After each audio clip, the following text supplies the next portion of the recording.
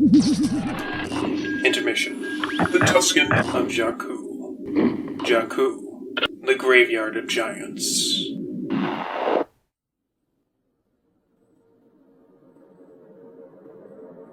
As the sun slowly rose in the pre-dawn hour, a solitary scavenger stared up wearily at the monstrous Star Destroyer entombed amidst the dunes, its battered frame a grim reminder of the past war. The wailing wind brushed the sand from the faded paint, dubbing the wrecked Inflictor. She sighed a little at the coolness of it. Even at this hour, the desert was still uncomfortably hot, and the wind was always a nice refresher. She pulled her goggles made from the remains of a stormtrooper helmet, and tasted the air through her Tuskan mask, eyeing the length of the crashed destroyer. The prospect of braving its depths, when so many other expeditions had failed, reminded her of how bleak life had become. But there was little choice. Only she could get inside, and turn out the ship's lockdown procedures, and from there, open it up for scavenge. That meant climbing through 2,000 feet of twisted metal and collapsed decks in order to reach the bridge, and the only way to do that was from the inside. She ran her eyes over the length of the Inflictor, and sighed. Can't be any worse than killing a crate dragon. Come on, Ray, let's get this done. She pulled the grappler out of her pack, and began to make her way down to the hole someone had blasted into the side of the destroyer. A month had passed, and already a heavy dune of sand had covered all but the very top of the crack. She would have to dig her way in.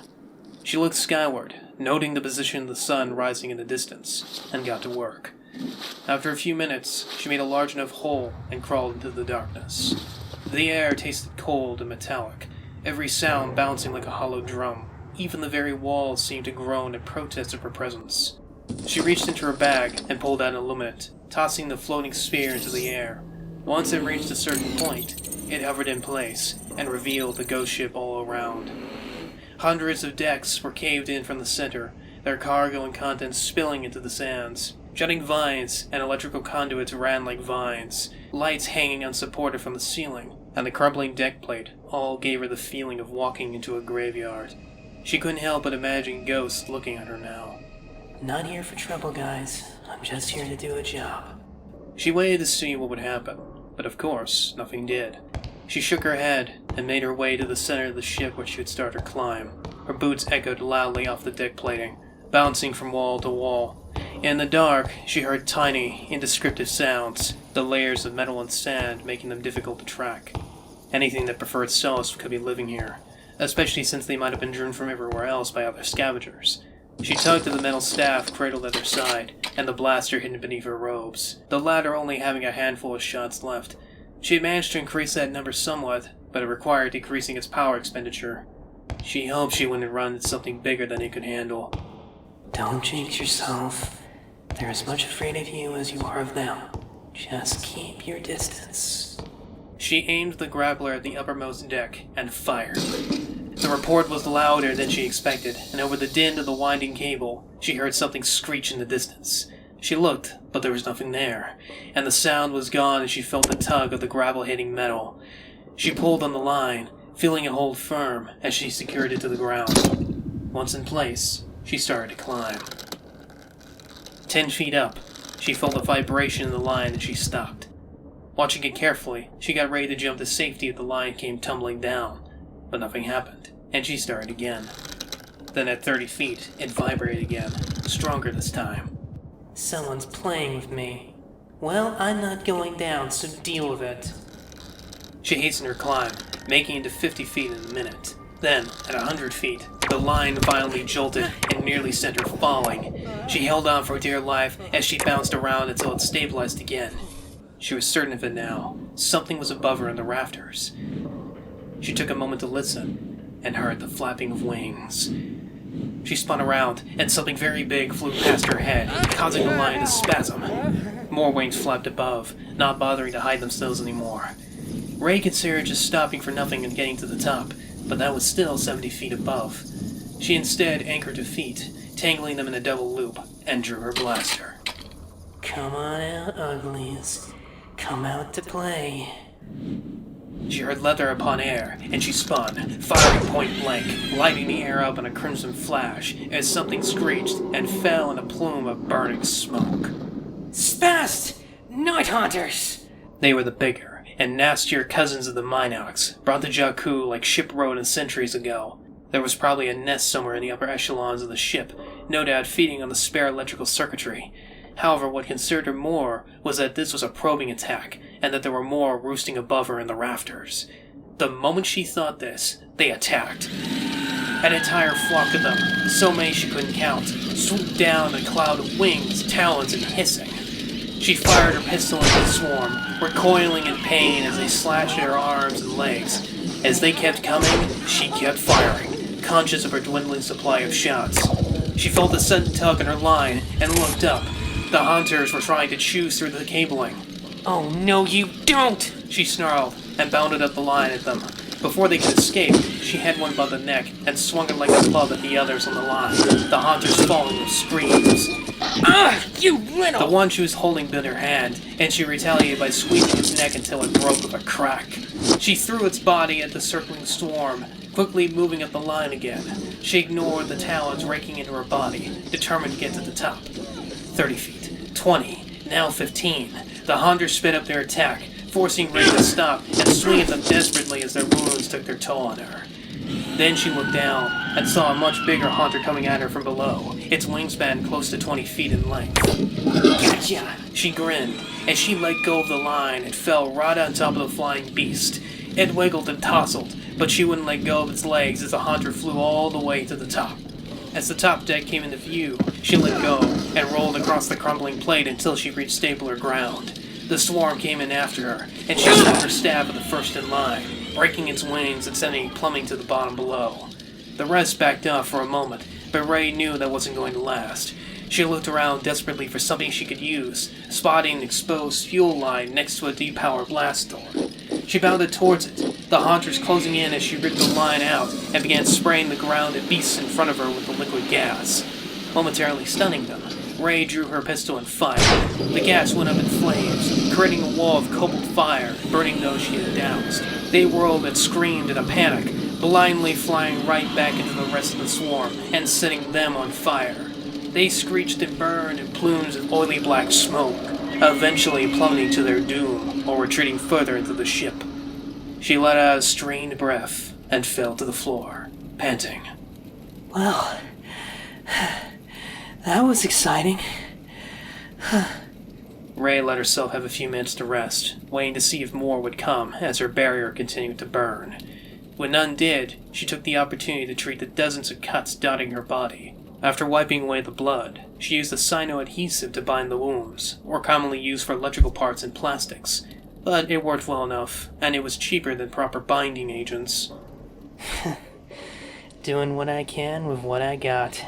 With this done, she turned to the depowered door to find a way to the bridge.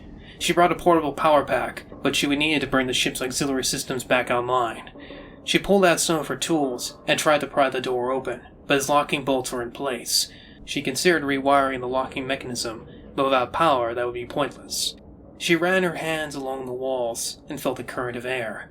She followed it, discovering a maintenance vent, and she quickly pried off the rusted cover.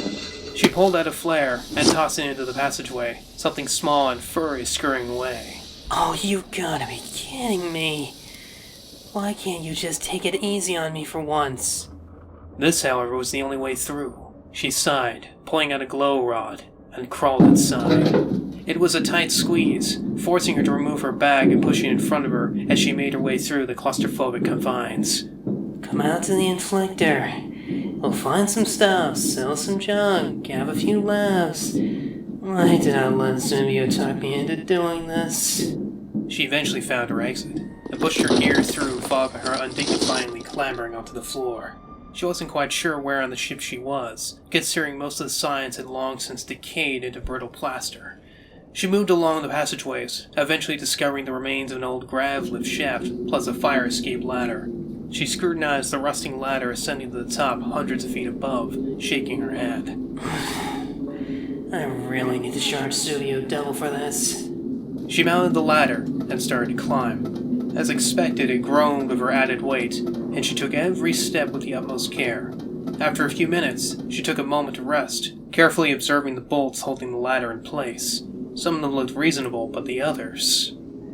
50 feet up, it finally happened. She pulled on the next rut, and the left bolt came loose. With a scream, she dangled in the air before she reached up and grabbed the next rut. It too started to give way with a loud screech.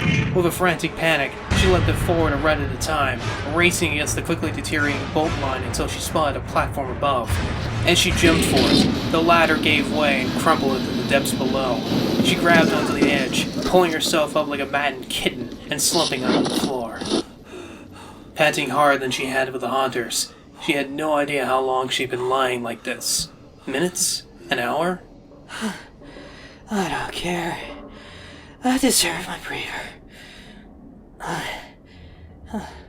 After a few more minutes, she got to her feet, and her hand brushed against something plastic. Her heart jolted in joy as the dust cleared from the side, the letters reading in Imperial Arabic, Bridge. Finally taking it easy on me, eh, Inflictor?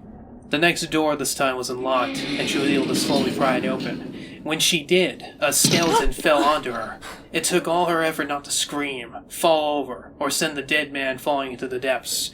She coughed out the stench of must and set the skeleton against the wall. It had been an Imperial deck officer, judging by the tatters of his uniform. Its back ribcage was burned and broken, indicating that he must have been shot, and he fell onto the floor.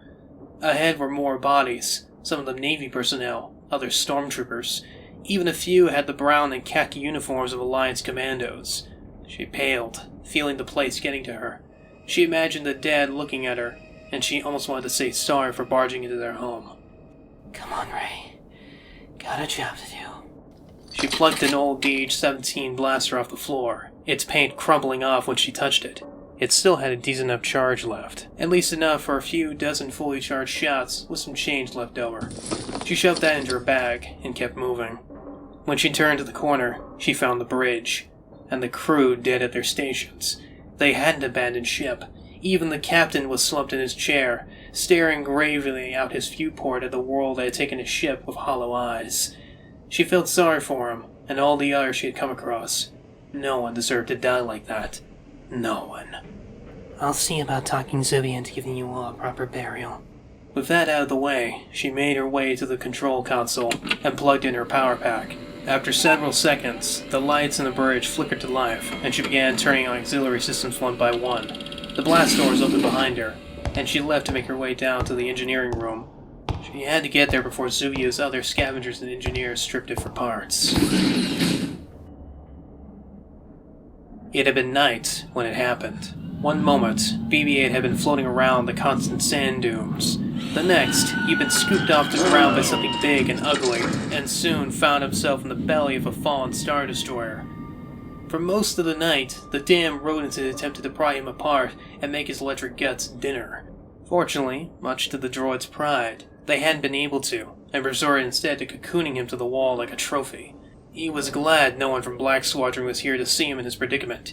He was sure the embarrassment would kill him. Still, he had attempted to escape multiple times, but only once had he been able to break free of the cocoon. He'd regretted the moment he had. Mama Roach is cranky. BB-8 thought drily to himself as he looked down at the eggs encircling his spot.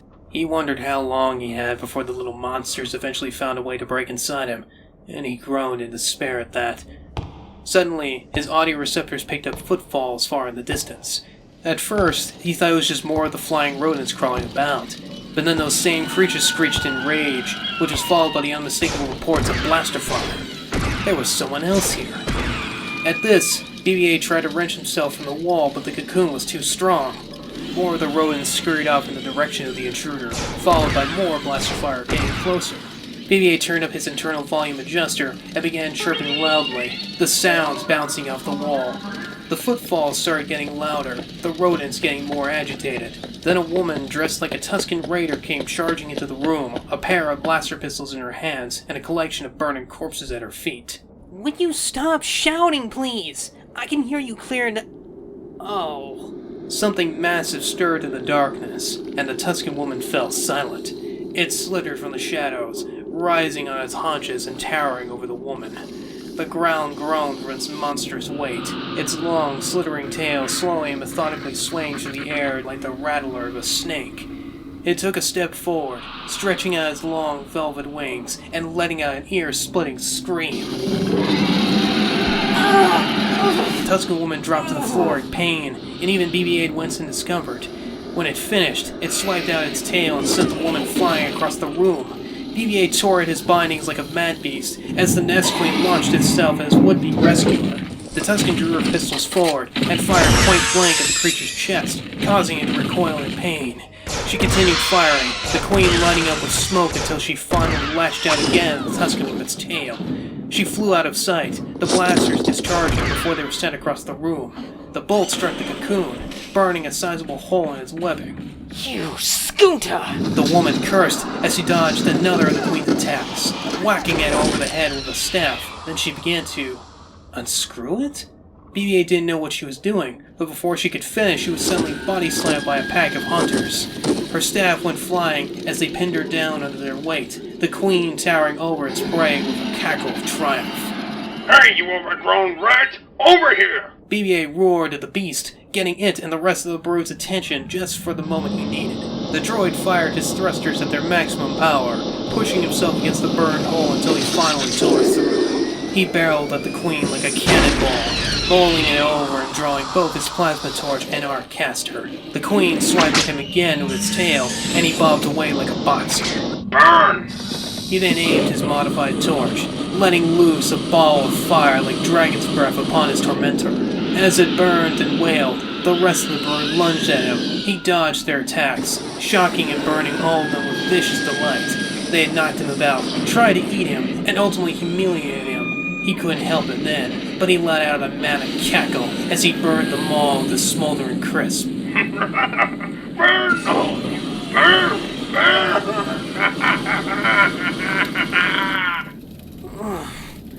He heard the woman groan as she tried to get up. Why does everything smell like one of Bree's barbecues? Oh no! Stop it, you idiot! You'll burn up the entire room! BB-8 snapped out of sadistic stupor, and quickly started dousing everything with coolant foam. He let out a binary sigh of relief as the last of the flames died down. Then he caught the Tuscan woman trying to reach for something behind him. Don't you move a muscle. Hey, take it easy. I'm not here to hurt you. Hell, I didn't even know you were here until you started blubbering like a baby. I am not a baby. Yes, you are, considering the state of this room. Wait, you can understand me? Yeah, I can understand binary. Good luck trying to get me to speak it, though. Okay, smarty pants. Who the blazes are you, and what are you doing out here? Well, my little pyromaniac, I'm Ray. And I'm actually doing grocery shopping. Well, technically parts shopping, but they're about the same thing. Bird shopping? What are you, mechanic? Well, I like to think so. Sounds better than some dirty old scavenger. I mean, look at all this! I deserve to be called a mechanic after dealing with this amount of Ozic. Sure, I don't have a license officially, but I damn well deserve it. You are one odd person, you know that? Well... And you like saying well. Stop it, it's bugging me. I don't care. I like saying well. And you can damn well know I'm not gonna stop saying it on your account. Well... Bo really like you. He likes women with a snout. Who's Poe? Oh, I'm still asking questions here, missy. Who are you working for? Speak up, or I'll jazz you. Jazz me? Have you ever done an interrogation before? No. Look, I've had a hard week and my best friend's gone missing. Poe? Yeah. Our ship crashed a day and night ago. We got separated. I've been looking for him ever since. I know the feeling. I crashed here a while back too. That's actually why I'm here. I'm working for a Kuzio named Zuvio, who works for nobody but himself, in case you're wondering. I figured as much. What's your name? I have a long serial number, but Bo and pretty much everybody else calls me BB-8. Speaking of which, have you seen it? Tall, good-looking, with black hair, probably wears a pilot's uniform. I would have missed him with that description, but I'm sorry, I haven't. Damn it. Thanks for the rescue, I'll be... Hold on, I want to make a deal with you. Huh? What kind of deal? I know a lot of people on this planet. I could put the word out, see if anybody's seen him. Plus, Jakku's not the safest place in the verse, as you've already seen. Why don't you stick with me for a while? Hold on, what's the catch? Well, any chance you might help me take apart a hyperdrive?